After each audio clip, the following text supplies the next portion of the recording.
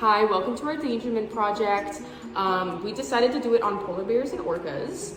So I will pass it along to Cassidy while she gives us a little insight on what they are. Like Jess was saying, we're doing our endangered species project on polar bears and orcas. And I'll just be talking about right now about who they are and what kind of specific things about them. So first things first with polar bears, their scientific name is Ursus maritimus, which actually means maritime bear. Secondly, their location where they usually reside is the Arctic. Jess will be going into specifics about that, but kind of in a general sense, the Arctic is where they live. Currently their status is vulnerable due to multiple different reasons. One of those being climate change is really affecting where they live.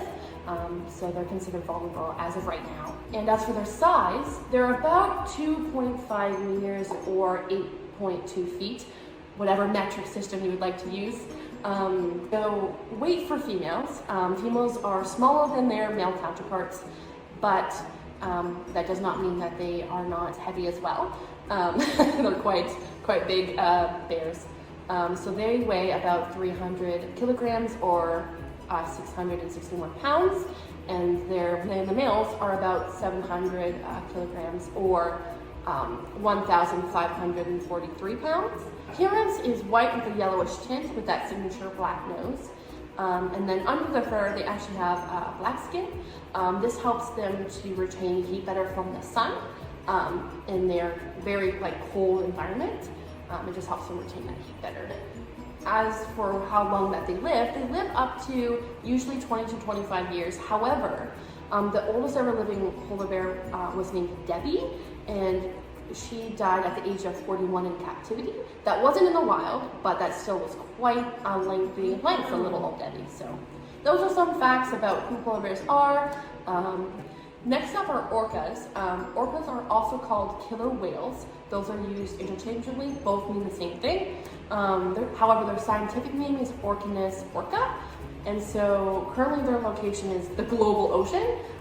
This is endangered due to water pollution, both in oil and physical remnants of humans, so garbage, that kind of thing. Or for their size, they're about 10 meters long or 32 feet, which is just about as large as when you think of a regular school bus. It's just about that large. However, they weigh up to 6,096 kilograms or 6 tons, which is a lot. And then their appearance, they're black and white patterned body. So black and white patterns all over from their top of their head to down to their tail. And their eyes are set just below those signature white two set on each side of their head. They have those white spots, and they're just set just underneath those at the furthest end. And they live in communities also called pods, and they also can live up to 50 to 80 years. There's a kind of a bit of a big range with them, but those are some fun facts and a few details about orcas and polar bears.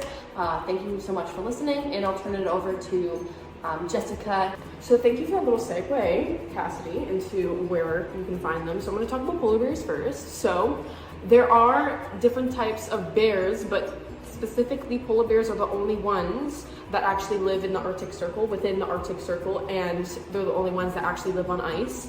So their range does depend on where available ice is. So that being said, you can find them mostly in Alaska, and then you can also find them in northern parts of Russia, and Greenland, and Norway, and then you can also find them within Canada. Obviously the northern parts within the Yukon territories and Northwest territories, and a big one being Nunavut because it's quite spread out. So looking at this map that is on the screen now, it can help you appreciate where you can actually find polar bears within the Arctic Circle map and at a bird's eye view. So you can see all of land that they live on. Despite polar bears being the only ones found within colder regions of the world and within the Arctic Circle, you can also find orcas there too. But you can also find them in tropical regions, which I'll get into in 1 second. So Within the cold waters, you can find them within the Atlantic Ocean and the Arctic Ocean, and also in the southern parts, more towards like Antarctica and stuff like that, southern. And then also with the tropic waters, you can find them within the tropical regions of the Atlantic Ocean and also the Indian Ocean too. Within this PowerPoint, there should be a map, and it should give you a better understanding on where you can find orcas within the whole world and within all the seas. But we're gonna specifically talk about Canada. So within the map of Canada, you can actually find them within the Hudson's Bay, and then also by the Gulf of St. Lawrence rivers. You can actually find them within there too. And then of course, all the way on the other side where Vancouver is, on that side, just a little bit within the Pacific Ocean, but not too much. And then also off the coast of Atlantic Ocean by Nova Scotia. Now that I've highlighted where we can find orcas, I would like to also talk about the 3 different variations. So the first type is offshore, and they're usually, of course, offshore. They're kind of more toward deeper waters, but not too deep, because they also have a close relation to residents, which actually live closer to shore. And then there's also the transient, which they actually travel long distances, so you would typically find them probably deep within the ocean. So thank you for listening to where you can find orcas. Now I'm gonna pass it over to our friends Jessica and Lauren, and they'll continue on with this presentation. Bye. Hi, I'm Jess, and I'll be discussing what is currently being done to help polar bear and orca whale populations.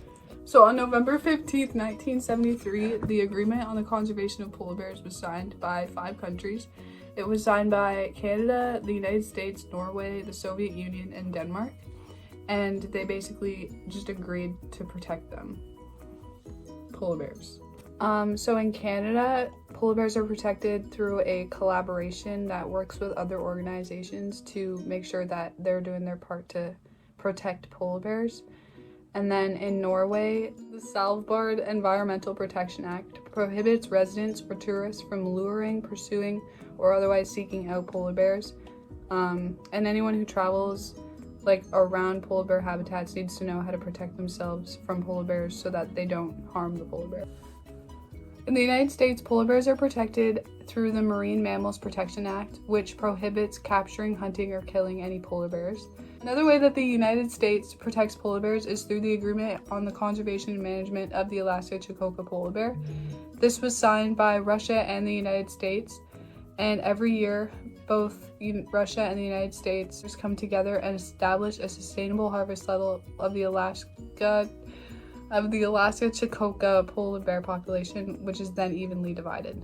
So Russia protects polar bears by banning any hunting of polar bears. Polar bears were also listed in the Red Data Book, which is a document that lists the endangered species in Russia, and anyone who illegally extracts, purchases, or transports polar bears will be punished.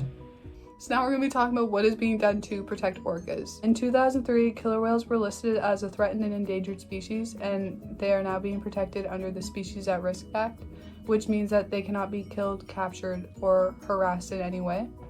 So in Canada, the Marine Mammal Regulations of Canada's Fishery Act protects orcas, which means that they can't be harmed or disturbed without a license. In the United States, orcas are protected under the Marine Mammal Protection Act. This prohibits the capturing and hunting of orcas. The NOAA protects the southern resident killer whale. It protects marine animal habitats and their food sources through scientific research, fisheries management, law enforcement, and habitat conservation. My name is Lauren, and I will be outlining the timelines of when these measures were put into place and if they have had an impact on polar bear and orca whale populations. For millennia before the large-scale hunting by European and Russians began, polar bears thrived in the Arctic as a vital part of their ecosystem. In the 1700s, hunting and trapping by the Europeans, Russians, and North Americans began to sweep the native polar bear population until regulations were introduced in the 1970s. All polar bear hunting practiced by indigenous peoples was done sustainably and did not contribute to the decline of polar bear populations. In 1972, the United States passed the Marine Mammal Protection Act, or MMPA, which banned the capture and importation and exportation of marine mammals, including the polar bear. In 1973, in an effort to crack down on and minimize commercial hunting, the International Agreement on the Conservation of Polar Bears and Their Habitat was signed by Canada, the United States, Denmark, Norway, and the USSR. In 2013, the first International Forum on Polar Bear Conservation was held in Moscow. During this event, supported by the World Wildlife Fund, national representatives from Canada, Norway, Denmark, and Greenland, Russia, and the United States met to discuss and commit to various conservation measures meant to track and protect the global polar bear population. In 2019, an assessment released by the International Union for the Conservation of Nature Polar Bear Specialist Group reported that 5 of the 19 polar bear subpopulations have somewhat stabilized. 4 of the 19 are in decline. 2 of the 19 are experiencing population growth. We do not have enough information to determine an accurate estimate of the 8 of the 19 polar bear subpopulations. Global polar bear population numbers are expected to decrease by 30% by the year 2050 due to various factors, including significant ice loss. In the 1960s, the first successful capture of an orca whale was performed by Ted Griffin and Don Goldsberry. Goldsberry led the capture of orcas for years, and by the 1970s became SeaWorld's director of collecting. In 1976, Goldsberry led the capture of 6 orcas for SeaWorld. He was then sued by the state of Washington for the deployment of seal bombs and aircraft used to drive a herd of whales into his nets, which violated the terms of SeaWorld's permit. The state eventually settled and agreed to drop charges if SeaWorld agreed to let the whales go and no longer catch whales in the area. In 1972, the United States passed the Marine Mammal Protection Act, or MMPA, which banned the capture and importation and exportation of marine mammals, including the orca whale. In 2005, the Endangered Species Act listed the southern resident distinct population segment of killer whales as endangered. In 2022, the Canadian Minister of Transport issued the interim order for the protection of the killer whale in the waters of southern British Columbia, which listed protection measures to help regulate the threats that ship vessels pose to orca populations. These measures are described in the 2022 Notices to Mariners, published by the Canadian Coast Guard. Now we're going to pass it on to Alex and Shelby. Bye! Hey guys, Alex and Shelby here to explain why polar bears and orca whales are endangered. We'll have Shelby start us off with polar bears. So fortunately, there are many things going on in order to help protect polar bears from extinction. Unfortunately, however, polar bears still face a variety of threats such as climate change, toxic pollution, and oil exploration. It sounds like you're mentioning 3 obvious threats polar bears are currently facing. Could you expand on each of those? Yeah, definitely. Climate change is now causing ice to melt earlier in the spring and form later in the fall. Sea ice acts as a very crucial habitat to polar bears, in which they rely heavily on for a number of their natural processes such as hunting, resting, mating, and building maternal dens. With the melting of the sea ice, polar bears' main food source seals is also depleting. This disruption also leads to higher cub mortality as nursing mothers lack fat on their bodies and food to feed their cubs. Unhealthy polar bears also means lower reproduction and higher infant mortality rates, ultimately leading to extinction. Moving on to toxic pollution. Contaminants and pollution from industrialized parts of the world attack both the atmosphere and oceans of the Arctic, resulting in polar bears consuming many harmful pollutants through their food. Polar bears with high levels of certain pollutants can have low levels of vitamin A, thyroid hormones, and certain antibodies which are important for many biological functions, one being reproduction. In fact, it is suspected that the occurrence of female bears with partially developed male reproductive organs can be accredited to the long-term consumption of pollutants. Cubs also suffer a great deal from this as well, as their mother's milk contains lethally high levels of dangerous pollutants, which can come from the food she consumes. In terms of oil exploration, as oil reserves in the South dry up, the oil and gas business is moving into the Arctic. Oil exploration can greatly affect polar bears and their habitat as it causes vast amounts of construction, transportation, and operations. However, offshore operations will pose the greatest risk to polar bears since routine emissions, leaks, and spills will be dumped right into the seas or onto the sea ice. Oil pollution can also coat bears' fur and reduce the quality of insulation it provides, or can even cause pollution-wide consequences if major oil spills occur near highly populated denning sites. With the expansion of oil exploration and increased shipping activities near polar bear habitats, it is expected that more harmful disturbances and dangerous human-to-animal interactions will take place. That about sums up the 3 distinct threats that polar bears are facing. Now Alex will talk about why the orca whales are endangered. Orcas were previously threatened by inhumane practices of captivity and poaching so that they may be enslaved in enclosures around the globe for our own entertainment. Fortunately, with the passing of protective legislation, such as Bill S-203 and SARA, the Species at Risk Act, they are now illegal to be kept in captivity in Canada or to be hunted or harassed in any way. Unfortunately, however, they still face a variety of other threats, including prey depletion, fatal pollution of chemical contaminants, fishing gear, and oil spills, and harmful habitat disturbances caused by noise and water traffic. You mentioned 3 distinct threats that orcas are currently facing. Would you mind expanding on those points a bit more? Yeah, so overfishing, along with habitat loss, has resulted in the vast decrease of the main food sources orcas rely on to survive. Luckily, these animals are apex predators equipped with skills of incredible intellect and resourcefulness. If its main food source depletes, it will merely move in and take another species' food source. This very instance has been unfolding between orca whales, seals, and polar bears. In terms of toxic pollutants, they have devastating effects on the health of all biodiversity of ocean life. Harmful toxins leak into the organisms of ocean wildlife, decreasing the quality of their health and the ability for their physiology to fight off various diseases. Harmful toxins directly affect orcas as they ingest or become injured by them. Pollutants also affect orca whales indirectly by greatly impacting the quality of food sources available, as well as the quality of nutrition those food sources provide. Naturally, consuming infected or contaminated organisms means you yourself will become infected. Finally, the presence of water traffic sends unnecessary disturbing waves of vibration and sound through the water, causing killer whales to travel more, perform healthy behaviors less, and expend a lot of unnecessary energy. Noise and movement near the habitat also interrupts hunting methods, communicating methods, and the whale's ability to orient itself. Unsustainable human activity seems to be at the heart of these endangered species. As portrayed, unsustainable human activity has caused a variety of threats on orca whales, one being prey depletion. As humans continue to overexploit oceans, orcas are forced to feed on different food sources. Luckily, with the melting of sea ice, also caused by humans as previously discussed, there's a larger amount of seals in the open oceans for killer whales to feed on.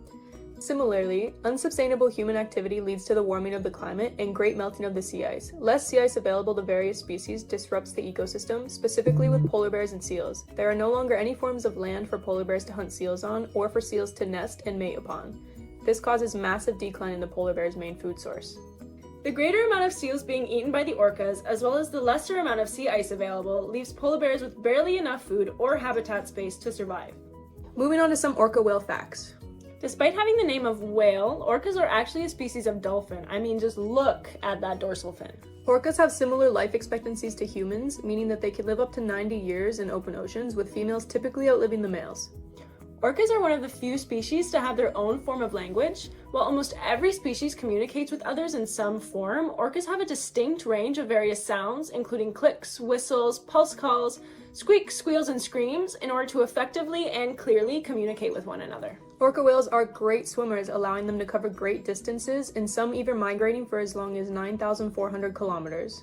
Canada's last orca in captivity, named Kiska, nicknamed the loneliest orca in the world, just died this March 2023, outliving all 5 calves she birthed at Marineland. And now on to some polar bear facts. Polar bears are the only bear species to be considered a marine mammal. There are 19 different subpopulations under the total polar bear population. Less than 2% of hunts will end in success for polar bears. The lack of success in hunts is why the climate crisis is having such a devastating impact on these bears. Not only was it difficult to obtain food when food was plentiful, but now that food is scarce, it is incredibly difficult, if not impossible. Grizzly polar bear hybrids exist. These are natural occurrences in the sense that humans did not actively breed these two animals together to produce a hybrid. However, these occurrences could still be said to be unnatural, as they would have never happened if climate change, caused by unsustainable human activity, didn't cause the sea ice to melt, thus causing polar bears to take up a new migration track and coming into contact with grizzlies. Finally, with the passing of willow, polar bear habitats will further be destroyed. So now Alex and I want to take a couple minutes just to talk about the Willow Project. You're probably wondering, what is the Willow Project? So despite Biden's promises in 2020, Willow, a massive oil exploration project planned on Alaska's North Slope in the National Petroleum Reserve, has been given the green light for construction. Though it is unclear when construction will begin, as the project is facing vast amounts of legal issues, the execution of Willow will result in horrible impacts on the environment. You might be wondering, why should we even care about Willow? Willow will further destroy habitats of polar bears and amplify their endangerment and/or extinction. Not only is the oil exploration and drilling process harmful in and of itself, but the estimated 600 million barrels of oil burned after Willow will add more than 280 million metric tons of climate pollution to the atmosphere over the next 30 years. The passing of Willow would require the construction of 250 wells, 37 miles of road, and 386 miles of pipeline and airstrips, along with a new oil processing facility which would industrialize an undeveloped area of the Western Arctic. It would also put many areas with special protections in danger. This amount of pollution is fatal to our already delicate climate as it will cause greater melting of the sea ice in the Arctic regions. Sea ice and snow in the Arctic is crucial for fighting climate change as the high amounts of bright white ice and snow provide albedo to reflect UV rays away from the Earth's surface, as opposed to big black oceans that will absorb all heat. Reasons for the Willow Project to occur are all economically based. With climate experts advising us to act more sustainably for the sake of the human population, this is absolutely not a risk that we can afford to take. The vast amounts of oil harvested from the Willow Project won't even do anything to help our current energy challenges as it won't be available for years. However, it will help to increase the profits of the ConocoPhillips Corporation. When are we going to stop trading our critical, unreplicable, finite resources for something as infinite and replicable as money? Now that you're more informed about Willow, hopefully you have desire to take action, and we want you to know how to get involved. We've included the official change.org petition in the end of our presentation. Please sign it when you have access. With just a couple minutes of your time, you can make a world of differences for Arctic wildlife.